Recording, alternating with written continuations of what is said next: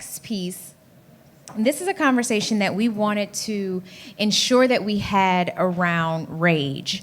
And for a lot of people, they think that rage is where you are throwing things, kicking things, doing all the things. But many times there's a quiet rage where it tears us up on the inside, not so much on the outside. So as Dr. Jennifer is about to come, she is a literally world-renowned psychologist. I am super excited because for us, it's not just about talking about what our problems are. That's good. You know, the first step is acknowledgement. Right. And then after you've acknowledged, then we've got to actually do something about it. So in this next piece, and as she is coming up now, but we wanted to make sure that we first identified what are some of the things that do cause dissension in us. Is it, for me, one of them has been motherhood.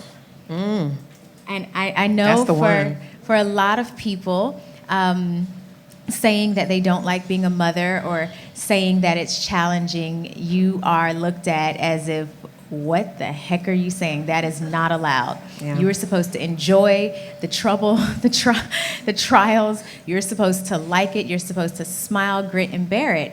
And for me, what you will notice throughout this entire day is I believe in telling the truth, my truth. It doesn't have to be yours, but this one is mine. And what we're going to do is own each parts of our truths so that we can actually work through to actually grow. Absolutely. And I think one of the biggest pieces of rage is how it permeates from generation to generation, right? We think that rage, like you said, is the kicking and the screaming and the breaking things, but sometimes that rage is being really irritable, and when everybody get on your nerves, or when you're real snappy and you got an attitude, or when you keep it really, really, really real, right? And then we're like, oh my gosh, what just happened to me? Why do I not have the ability to just breathe and to just let it go and to regroup and then come back and have the appropriate conversation? And a lot of that is rooted in some really, really deep rage that we learn from our parents, from our aunties, from our friends. And then we just think that's how we are. But really, there's something beneath that is causing that. So Dr. Jen is going to help us unpack that. We are unpacking. And help us to recognize and identify when it might be a little bit more than just irritability, so that we can move through that and learn how to control it and manage it in healthier ways so that we could be a little nicer to everybody. Okay. Especially to ourselves. Because one of the meanest people I have ever been mean to or nasty to has been myself. I have called myself worse names than anyone ever has. I have not believed myself. I have thought I was a failure. I have accepted in my experience that there are some things that I'm just not so good at, or I'm not good enough for, or I'm not worthy for it. And so what we're going to do in this conversation, as Dr. Jen is getting her water, because she's getting hydrated for us, because she's about to give us the goods. We would like for you to, you don't have to say your truth out loud. I'm not into that if that's not your thing. That's my thing, because in me telling the truth, it helps to free others. Yeah. But for you, you don't have to say your truth out loud, but you do have to tell yourself the truth, whatever that is. So we will go ahead and invite Dr. Jen to the stage. How are you? In this particular conversation, the rage of it all, we are going deep to discuss not only the things that infuriate us, that take us out of who we are and what we want to be, but also how do we tap into joy? Yes, we understand that the rage exists, but we don't want our joy to always be connected to what pains us, what scares us, what worries us. And so a lot of times, especially because so many of us wear so many hats, and this literally is the only question that we ask for every single person who we've ever interviewed, is a lot of people will determine who you are by what you do, but who is it that you say you are? I love that. And so what I'm hearing is a question around whether or not our emotions are who we are, right? And this sense of whether or not what we feel and how we engage with others, whether that's a whole personification of what a person is. Yeah, and so when I think of rage, I also think of, for myself particularly, that I'm not necessarily just a rage doctor. I'm also a joy doctor. I'm also right? Yeah, and in order to experience true joy, that means that we also have to experience this variety of emotion, not just getting stuck in what feels good or bypassing and jumping to what feels good, when a lot of us are also suffering, dealing with some deeper pain, dealing with some feelings and losses, especially pandemic, especially we're dealing with so much violence in the world and on Black and brown bodies. So it's really essential to acknowledge what is and be able to find those moments with people, connections, places and spaces like this where we can revitalize and find that wellness. Yes, I love that. I love that. And one of the things that drew us to you and why we really wanted you to come here was because you speak a lot in depth about the impact of colonization and slavery on communities, on brown people, on Black people, on even white people. Like, you just talk about it across the board, like, hey, we're all impacted in some way, shape, or form. I know. We interrupted at the best part, but hear me out. Dating should not be this hard. Let's be honest. We've all said it at least once that the dating pool has pee in it. It has to. After dozens of dates, too many failed relationships, engagements, marriages, and even a divorce, we decided it was crucial that we find ways to be better at attracting the partners that we desire. So we did just that, and we created the Dating Well AF course. It's specifically designed to show women how to date with intention and in alignment with their desired type of lifestyle and experience. The 5-module crash course developed by certified coaches Alicia and Danny provides practical tools to date well and live even better. So I want you to register now for lifetime access to the Dating Well AF course at datingwellaf.com. You will tap all the way in to learn how to identify those self-sabotaging behaviors, discover new ways to date intentionally, and to nurture that healthy love. Remember, one of the most important life decisions you will ever make is who you decide to make your partner. Make the choice well and visit datingwellaf.com. Now, back to the episode. I was saying right when you came in that we know that those emotional behaviors and those patterns can be passed down from generation to generation. So can you go a little bit deeper and maybe kind of explain how do you feel the effects of slavery have impacted the traditional parenting styles, you know, in communities, and like how do you feel like it kind of permeates in ways that we don't even recognize? Yeah, this is a great question. Yeah. Well, number one, allow me to say that part of what colonization does feels like such a big word, and although we're all super intelligent, it's really a disconnect from homelands, right? It's sort of, imagine someone coming to your house and saying, hey, by the way, this is now my house. I'm gonna take this and you're gonna now work for me, right? It's sort of like pushing out what is already. And so when it comes to parenting, we learn from those before us, right? And so I might have learned any parenting styles or teaching styles from the way that my mother parented me and grandmother before her and so on and so forth. And so when we've been disconnected or enslaved, or our people have enslaved others in some way, shape, or form, this has impacted our sense of home with a capital H. Okay. Right? This has impacted our sense of identity, of how we feel about ourselves, how we are in relationship to one another, and how we love and do we know how to show love, right? And so if we think about something like the institution of enslavement, a lot of people have been disconnected, right? Disconnected from their original lands, from our schedules, right? From how we woke up in the morning to whether or not we listened to roosters roostering or crowing or what have you. You know, there's been a lot of disconnect from waterways, from community, right? So when we think about Black parents in particular currently, there's a lot of research about violence and hitting and parenting, but not a lot of compassion. Right? Not a lot of compassion, not a lot of love, and not a lot of focus on the joy and on the strength and resilience and pain and trauma, right? And so part of what I talk about is just looking at, hey, let's be aware of this so that we can start to do this differently and honor ourselves and our process differently.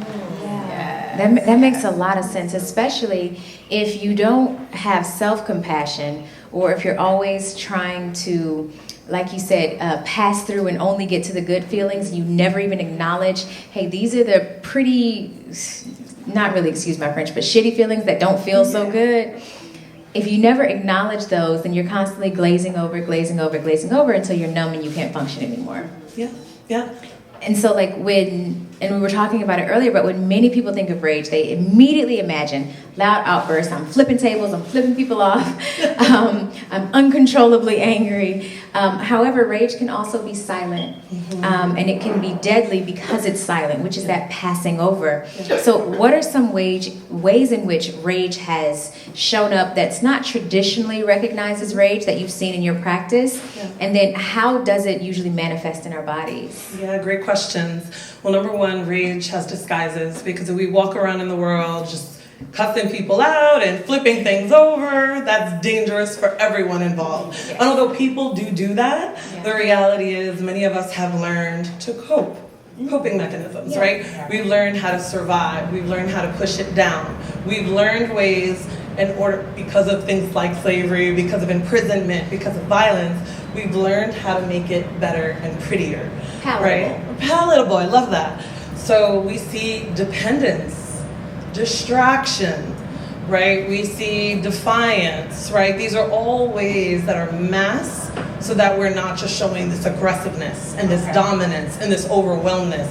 So sometimes that comes in the form of overgiving, right? Sometimes it comes into the form of, I'm gonna give and give and give until, wait, I'm resentful and I'm not getting it back in the same way that I need to. Right? So I'm constantly, yes, I'm the friend that continues to give it out, but what about me? Yeah. And that what about me can become this sort of monster, so to speak, of resentment, of irritation. Going back to the parents, we may see a parent that's taking care of an elder, that might be taking care of 3 children, trying to take care of their own health. What happens when they have so many people dependent on them, right? And so many people wanting them, but then there's no time for self. Then resentment is like a wave or a volcano. Or both. Right, or both. And it starts bubbling and it starts growing and it starts growing. So that nice space of I have it together starts to turn inward, and that can become anxiety. We see panic attacks. We see depression. Right? We see illness in the body when we keep swallowing it rather than saying, I need to have a conversation about this. Yes. I need help. I was just saying that today. I was like, I'm not willing to have a conversation about someone I have a problem with behind their back unless I've talked to them first. Yeah. Like, I am totally, and it doesn't have to be a mean, it doesn't have to be a nasty thing, but it is a, hey, I really don't appreciate the way that felt. You may not have meant to do it this way, but this is how it came across to me. Can we have a discussion? Yeah, can we talk about it? And I want to kind of really take apart that piece about you don't want to get help. Because in so many communities, when you need to seek professional help, you're like, everybody's gonna think I'm crazy. Or even worse, they're gonna think I'm weak. And I think that's the piece sometimes where that stigma comes in and you're just like, you know what, I'm just gonna figure it out. I'll be all right, I'm okay, I'm gonna have a drink, I'll be fine by tomorrow. And we literally don't give ourselves any kind of space to seek help or ask for help because we have that fear. So what are some ways that we can find help that understands the overall experience of a Black person in this country? Like, as opposed to just like, oh, I'm gonna go get therapy, and then you're going through 10 therapists and you're like, okay, you don't get it. Because that don't work for me, or that doesn't resonate with me. So what are some questions and what are some ways that we can kind of sift through it a little faster so that we can find therapists and find the help that we actually need that's going to really push the needle forward? You know what I mean? That's not easy, because people are like, oh, go to therapy. It's not that simple. Right. I find that finding a great therapist is like dating. Yes, that's what I call it. That's what I say. Yeah. Right. And some of us have, like, I don't want to date. I don't want to do that. I want it to be natural. Right? And that's real. But sometimes there's a little bit of work that needs to be done in advance. So like, hey, let's get clear. What do I want? What do I want in a therapist? What, is race important to me?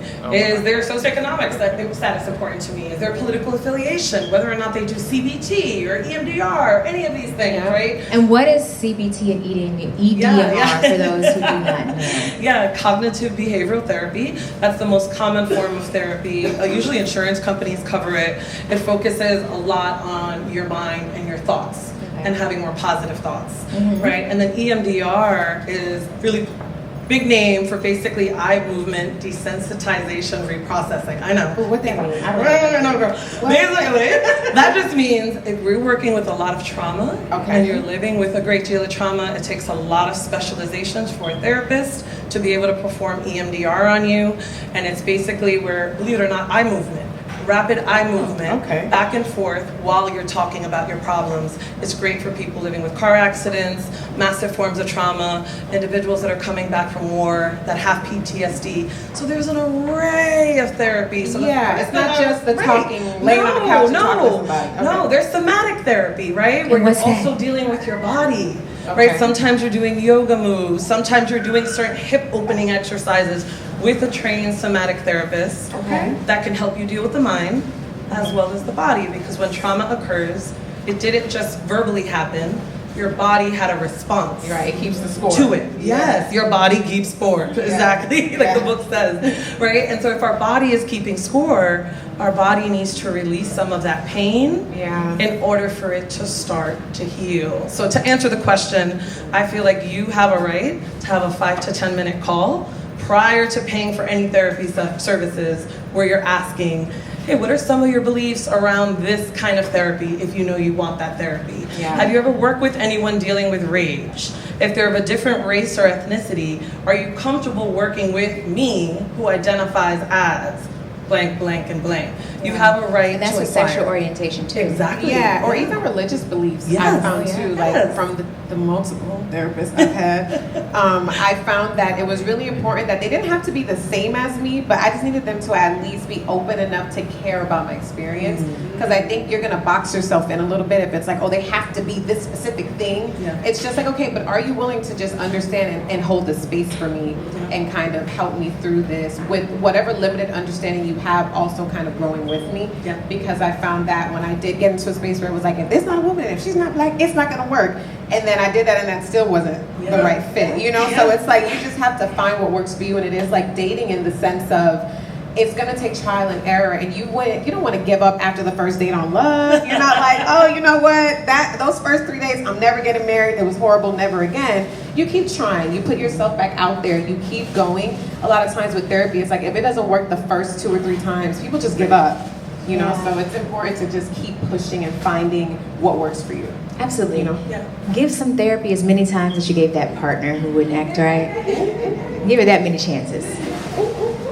And in the words of Maya Angelou, find a way to trust love one more again. And we're going to substitute that with therapists. Find a way to trust therapy one more again. Just try one more time. So at some point, we all have been triggered. I know in curating and organizing this event, I was really, really triggered. Simply because this is hard. Triggered a lot of times. A lot of times. Because it's hard to go, to be consistent, to go after what you envision, to create the vision that you see in your head, to put it in your hand.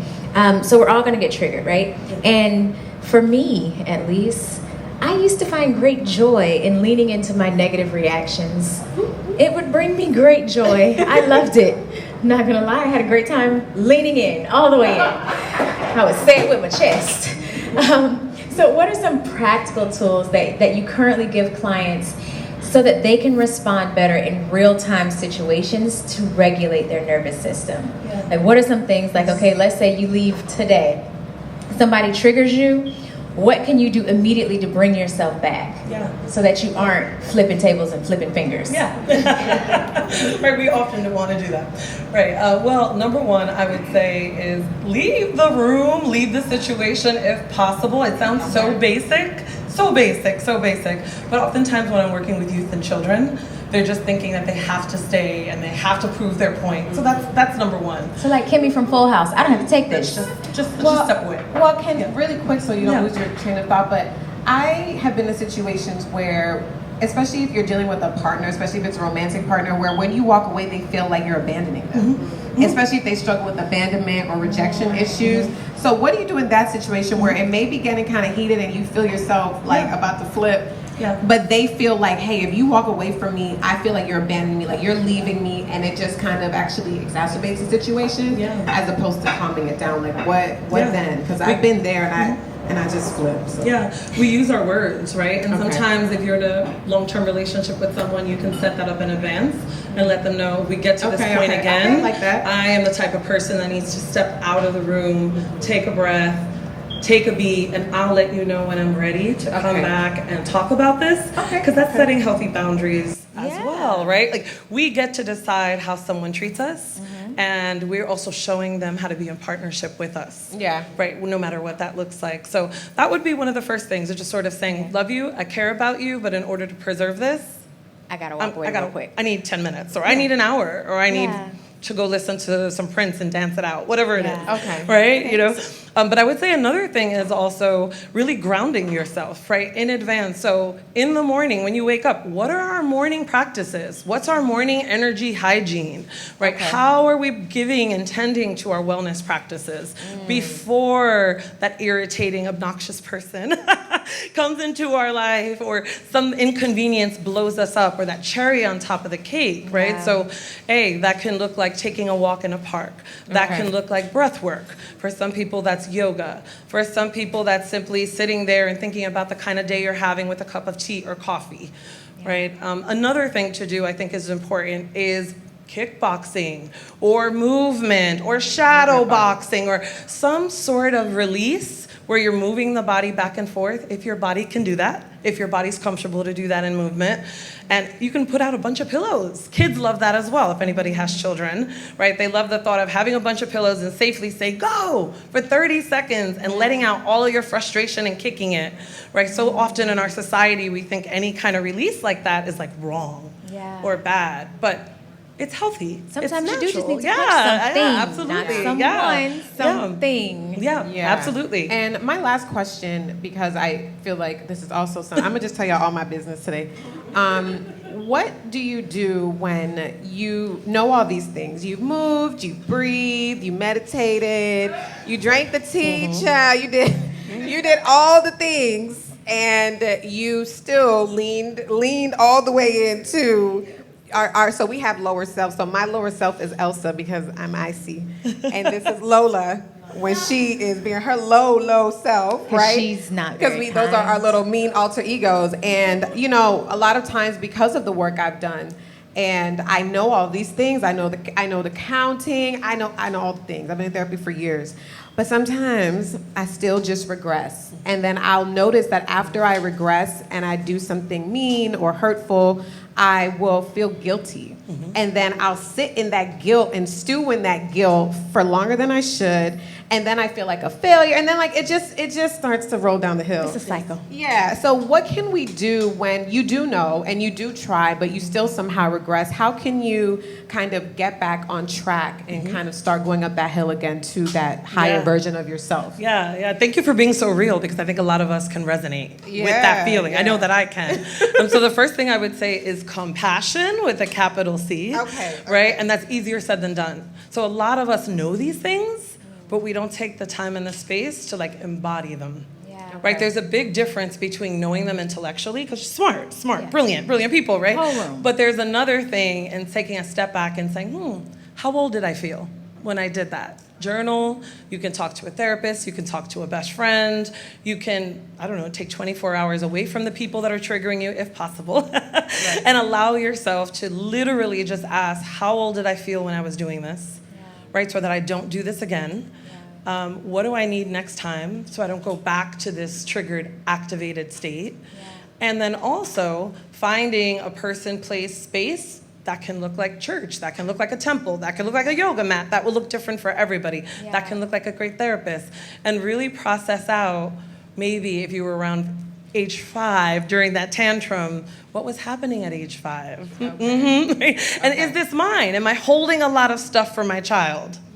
Right? Am I acting this all out? But I would definitely say, even when we know all of this, is honoring and being compassionate and knowing that this will happen again, and that we're not bad for this continuing to happen, and recording it and noting it. And just doing better the next time. That's what I tell myself. Tomorrow we'll try again. Try again. And then my last question before we leave is centered around joy. So there is this entire Social. If you type in joy on Instagram, all the things, the nice, pretty, smiling things come up with the people, laughing in the daffodils and playing in the sand. But that's not the experience for everyone. And for so many people, it is very, very easy to identify what you hate, what you don't like, what bothers you, what frustrates you. But knowing what brings us joy, and I know we had discussed it a little bit on the live that we did with you, but what would you say are some of the first steps to finding and then intentionally, consistently connecting to what brings joy? Yeah, I love that question. Well, I would say one of them is to consistently connect with places, spaces, and people, not forgetting community, right? Not forgetting that we need one another, and that naturally most of our cultures thrive in places and spaces where we get to be a little bit vulnerable and open with one another, right? And so we do better together than we do in isolation, right? And that lends to joy, because the times when we forget or we fall off, someone could remind us of our beauty, of our brilliance, of our strength, and also sometimes be there with us when we need it, whether it's folding your clothes, washing your clothes with you, right? So places and spaces. Another thing I would say is finding a practice with nature, whatever that looks like. I am one of those really bad tree huggers, or just like walking in the park and occasionally finding beauty in the colors. Me and you both. Right? Slowing down, especially when we're going, we're holding a lot of trauma or pain for people, or we're talking a lot. It's good to just, wow, that's really beautiful, right? Nature made this, and I'm part of nature, and I'm not separate from this natural, beautiful, God-given thing. I love it. And it's so easy to try to isolate when you are feeling down. I've had to learn that too. Like, okay, get around some people, because I'm a Cancer, so I just want to crawl into my hole. Are you really? I just want to crawl into my hole and stew. But I've learned to just like reach out to a friend, and it's not feeling like a burden. Sometimes you don't have to dump on them what's going on. You can just be like, I just need the company. Let's hang out. Let's just do all the things that we do together. So now we want to open up the floor for any questions anyone may have for Dr. Jennifer. Around rage, around joy, around anything that may be on your mind, any clarity you might need. Does anyone have a question? Oh, all the questions. Okay, I saw your hand first, Precious. And if you'd like, I can bring you the mic, or you can stand, or however you want to do this thing. You know how we can do.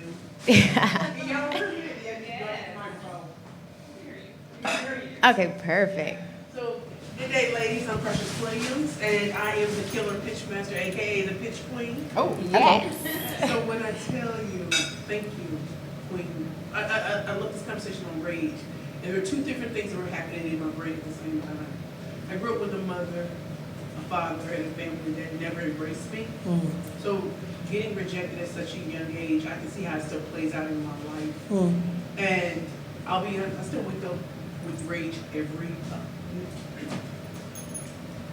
I grew up with severe rejection from my own family, from my mother, my father, and family members who never saw anything for me. No matter what I have done in life, I'm now becoming comfortable with Precious Williams. What brings me joy is I walked in and I saw this queen that I've known for years. And I'm giving her flowers because she didn't even know how much I loved her. What gives me joy is I was at an event and Kelly Charles Collins, a good friend of mine, we were sitting down and she held my hand. And I don't know about y'all, I haven't dated in years. She held my hand and I just was holding back tears because I was like, I forgot what hand holding felt like. Yes, I get hugs. Yes, I get love. And you and I have been out. And I forgot that the pure joy of being with someone else, a queen who will say stuff about you when you won't say it about yourself. That is joy. And those are the little things that mean more to me than any award or anything. So when you said all these other things about nature and things like that, I want you to know I still wake up with rage. And I pray, I do my devotionals, I go for the walk, and then my day can begin. And I want to know how to finally let go of this rage that's in me, because it doesn't have a place today. The 12-year-old and younger Precious, she's not here.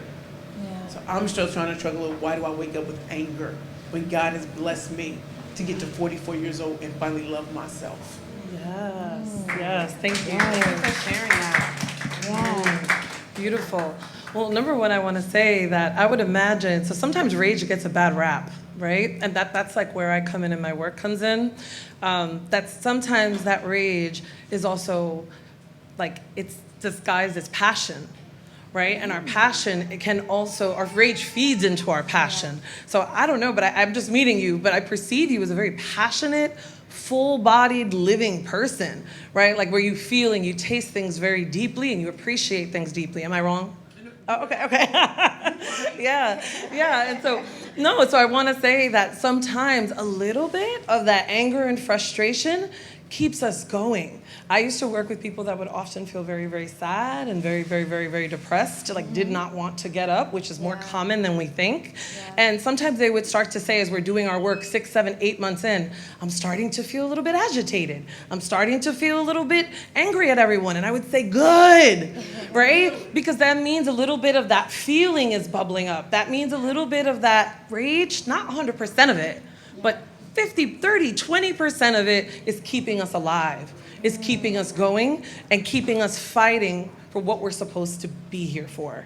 Yeah. So that's when you're talking, that's what I hear with you, is maybe instead of like, I want to push this away or I don't need this, maybe how can I love you a little bit more? Maybe I need to talk to my inner rage child and say, hey, I'm still here and we don't have to be angry and frustrated, but instead we could be passionate together. And I'm going to set boundaries for you.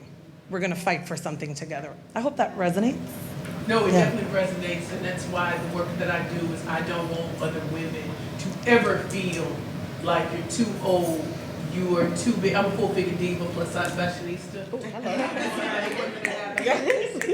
can't let society tell you you don't exist, you don't know man, no woman, all these people ain't gonna want you. I'll be like, flip the script and plot twist over and show up as your best. Yes, plot twist. Plot twist. Yes. I love that. And I love that too, the giving it compassion. So it's okay to be angry. Yes. I too, so the first time my parents told me I love you was after I almost killed us all. My best friend, there she go. She was in the car too, I almost killed her too. It was me, all of my siblings, Jardina and a young girl named Dolores. We were all in a car. I was crossing like a 4, 5, 6, I don't know how many lanes in the highway, but it was a whole lot of the lanes in the highway, between 4 to 6. And the people told me I could go, and I'm a 16-year-old girl. I wasn't that obedient, but I obeyed then. I went across the highway, and a truck came out of nowhere, hit the tail, the car did a 360, and we flipped twice. Jardina got stitches. I love you. Thank you. So she was forever marked by that decision of mine. I apologize. However, that was the first time at 16 that I had heard my parents say, I love you. I had never heard it before. My boyfriend taught me how to touch because I didn't know. My parents didn't touch me. My father wasn't allowed to touch me. My mother had been abused, so men were not allowed to touch. We could not sit on his lap. He could not hug us, anything like that. So that rage that you're talking about, I felt that for years. Years. And exactly what you're saying, the give yourself compassion, for me, I started to love on that little girl who wanted so badly to be a daddy's little girl. Yes. I wanted so badly to be able to sit on his lap and for him to say, I love you, and to kiss me on my cheek, and my mother not take it sexual, because it wasn't sexual. That's never been my father. But being willing to say, okay, I can never go back there. I will never be 12 years old again. I will never be a 14-year-old girl again. The people who abused me as a young girl, they were just really, really hurt people. So the rage for me turned into compassion, to where now I understand humans so much more. I understand no matter how gifted and talented you are, sometimes you just got some demons that you're working through. And so for me, it was the compassion. So to hear you say it, because I've never heard anyone say like that's what it's, that's literally what I decided to turn my rage into. Compassion and a fierce belief and mission, which honestly is what Triggered is for me, is to show other people how to work through that. Yeah. So that was good. Thank you for that. And thank you for asking. For sharing, yeah. And yes, I saw, I was coming to you next. Yes. Oh, you were next, yes. Can I sit down? Oh, yes, however you want. We are home. This is the living room. Love it. So I'm really moved and super charged up by the boldness of the topic. Yes. I feel relief every single time I'm in front of our truth tellers. So I feel all the permission right now, and I thank you for that. One of the things that was really moving about the topic is that I often feel like sometimes we understand we have the therapy piece and how brilliant and important that is. Mental, emotional, physical, physiological, the whole nine. But I have recently accepted a new position. This position is the Director of Creating Resilient Communities, and there's a free program. So I literally feel like I sort of was like, I'm pinching myself, I'm pretty sure I'm gonna wake up. Maybe they're just gonna discover, I'm some little chick from Riverside, California, like, what are you doing here? And the opportunity was real. It came out of nowhere, and all of a sudden I'm like in it. And so what I really find is that my alarm bells, my excitement, it's like I couldn't get unexcited for like 2 weeks. It was too much. So my question to you is, I've noticed pushback when it comes to learning about trauma-informed awareness. Yes. Not trauma. Because we're sometimes collectively associating trauma with our story, and then that's the story. And I'm like, no. Trauma-informed awareness means we're informed of our own heart's journey and the heart's journey of those bold enough to share with us. Yes. So this particular organization calls that a shared language, and and it's a free program thanks to like Genentech, and so the free piece, it's a 16-hour accelerator, and I'm like, where's my Pete's? Like, yo, what's good? Like, we circling up. So I feel like, what is the pushback in our community? When the tool is there, the tool is ripe. Yes. The sun is shining. I mean, there's a direct route. Yes. It's not 50 years of college and in debt forever. So what am I missing? Because I love us and I want to grow with us. Yes. I'm not here to save anyone. Yes. I don't need saving. But I'm so excited for the shared experience, and it's like the pushback is real, where I almost feel like there's two groups. One group is like, nah, we're good. And I'm like, but you're not good.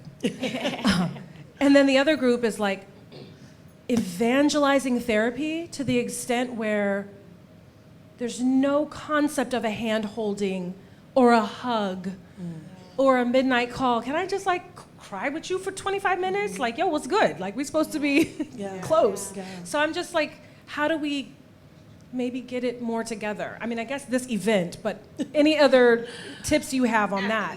When the event's over. When the event is over. All right, Green, I'm calling you at midnight, crying. You sure can. Yeah. Well, thank you for sharing. That's number one. And congratulations on your position and all the passion and excitement around that. So yes. But I think that oftentimes there's such a resistance because people don't want to look at their stuff, right? Yeah. So if we hold mirrors, like anything related to trauma means that a mirror is being held in front of you in some way, shape, or form. So even if it's a trauma-informed practice or how to be better able to engage with each other without insulting one another or without triggering or activating one another, being more conscious, right? Yeah. What ends up happening, though, is that people have to then self-reflect. And as we know, unfortunately, and no shade to those people, but not everyone is ready to look at things that they may have buried or that are too painful to touch.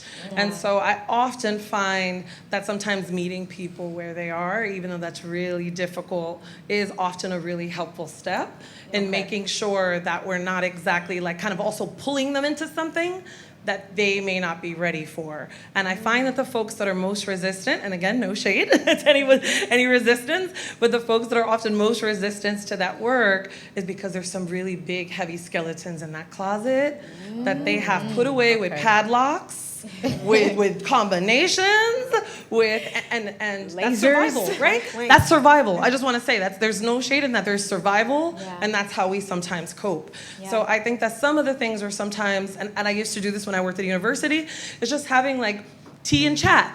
Like picking one term, it sounds a little corny, but it works. And always bringing food, that works, right, for people. Food always works. Having, some snacks, and just say, hey, we're gonna talk about this word today. Somatic or sensitive or not even anything with trauma or the T word. No just T words. we're gonna talk about this other word. Let's talk about how we care for ourselves. Let's talk about pod mapping, right? Which basically is like, if I'm stressing about something, who are the people closest to me? If I'm having a mental health issue, who are the 2 people I want to call or want you to call, Oh, I like right? that. Yeah. Or if I'm having a physical issue, who's the person I want you to call, right? That might be my mom, but maybe I don't want you to call my mom when I'm having a mental health, right? I don't want her in my business. Me neither, because my mom will freak out. So just as an example, sometimes pulling people in for other smaller issues related adjacent starts to get them more comfortable. Yeah. And then when there's a little bit of trust, then we can start going into the other aspects. So That's it's just- like building a little bit like of a rapport Yeah. with them, and like Yeah. focusing on building the relationship, and then we can usher in all the hard work. Precisely, So yeah. bring candy and then slide the carrot in. Yeah. Bring snacks. Snacks works for everybody. Yeah. Okay. Just bring Depends snacks. on the snacks for me, But because any snack, whatever you like. Okay. Yeah. I like that. I love Do we that. have any other I believe questions? Phoenix had a question. Okay, okay. That would be our last question. Okay. So I love the concept of compassion. A book I've been working on for a while is called Compassion to Clarity and Back Again, because I don't believe that time heals things. I believe that clarity does. And Say that again. Say that again. Write that down. I don't We believe need that on time recording. heals things. I believe that clarity does. Yes. And I learned that young because for the people who know my story, I got married very young. I was raised by a single father, just all these things. I had all this masculine energy around me for a long time. And I learned I had to be feminine, I had to be soft, I had to be the compassionate, I say water one, I had to bring Ashe to the space. But I had a very fiery mother who was not quite present. And so once I got compassion for that fiery person and clarity about their behaviors and why they were that way, and removed my rage showed up as being more compassionate. It was very weird how it showed up. I got to this place of clarity, but then now to build a relationship with someone who hasn't done their part in healing, you have to approach them in a very strategic way. So my question with you is, for all the women in here too as well who may have a odd relationship with their mom or feminine presence or feminine guardian, because we're the generation that's doing that work earlier. Yeah. How do we go back and retrieve them and get them to retrieve their child self, to get them to heal? Oh, that question is from all of us. Listen, it just took me to a place. All of us. Okay. Because my mother refuses. She way to is. read the room. Yes, Thank you, yes. Phoenix. Well, thank you, Phoenix, as Yeah. always, for your poignant questions and the clarity around that. Well, allow me to first say that oftentimes we are the ones doing these healing these generational curses, right? Because we have this consciousness and this awareness. So even if we're like, oh no, I'm not about this, we are often brought forth to do this because we can see our parents, our mothers with a little bit of compassion, right? They were probably just trying to survive. I don't know about you. I just spent 10 days with my mother, so let me say that. Are you okay? So I'm Are you saying okay? this, and Are you we're okay? close. Do you need to sit on our I'm couch? in one piece. I'm a little, Okay. Blink twice. Yeah. Okay. Yeah. But what I will say is oftentimes I witnessed her and I would look at my mother, just to bring it to myself for 1 second, right? And I know all these things. And I would look at my mother and I would say, but you're the parent. You're the parent. And because we're close, I would say, you're the parent. I need you to make the decision right now. And she's in her 70s, right? This is a person, and she, well, I know. And she would get defensive, right? And I can handle it. I'll handle it. And I would feel my inner rage child bubbling up. And I would say, compassion, where are you, compassion? Because Come quick. Come quick. I don't find it anywhere. And so number one is the reminder also that we're not to fix them. Right. I'm you giving everyone in sure? this room, I'm positive. I don't like that answer. I'm giving, just hear me out. I have a 4-step process, but I think number one is we are not responsible for them, although they've made us feel like we are responsible. I just want to remind us all that we are not. We can choose to be in parts. We could be loving. We could be compassionate. We could help them financially if that's what we want. We could do a bunch of things, but we don't have to, because some of us have also been a bit abused by mothers. So I want to say that for the people here who have very narcissistic or violent mothers, that you don't have to forgive. For others of us, we might not have really violent mothers. It's just a lot. I just want to say that, because some of you in this room have had some violent mothers, perhaps. So number one, we don't have to fix them. But number two, what I would advise is when engaging with them, notice the parts of us that didn't get what we wanted as kids from them. Right? And if that's activated in the moment. So maybe I wanted my mother to be a little bit more stern with a very abusive father. Right? Maybe I wanted my mother to dress me in the morning and she didn't do that before school because she was too busy, maybe she was drinking or she was doing something, right? Because there was mothers like that. Maybe my mother wasn't there for me in taking care of my emotional or physical needs. Yeah. So stop and say, what am I not getting? And is that what's triggering me? Okay? Am I getting activated by that? And then the third thing I would say is start looking at her at maybe the age you feel she really is stuck. Right? Because, Yes, okay? that works. Because That when works. I notice Yep. and look at my mother, and again, I love this woman to death, right? And I will to the ends of the earth. But when I look at her and I notice, oh wait, this is a tantrum of like a 12-year-old or a 10-year-old. That doesn't mean I treat her as one, but I'm able to like. Because you give compassion to a 12-year-old, Yes. most of them. And Most. you're more like understanding. Yes. And it's just like, oh, you don't get it. Okay. Yes, Let me walk you through this, or Yes. let me just, like you said, have compassion, or Yes. be a little more gentle, Yes. as opposed to having this expectation of a 12-year-old to behave like a 60 or 50-year-old. Yes. Right? Yeah. Because also some moms became early parents, Yes. and some of them are still stuck at that age, Yeah. and didn't then, Yeah. not all, but didn't get to work on themselves, and then move forward. And this right? goes for dads too, right? Yes. For any parental Absolutely. figure. Parental Any figure. caregiver. Yeah. Yeah. Yeah. Whew, listen, I don't even know if I'm gonna be able to contain the rest of the day. I'm done.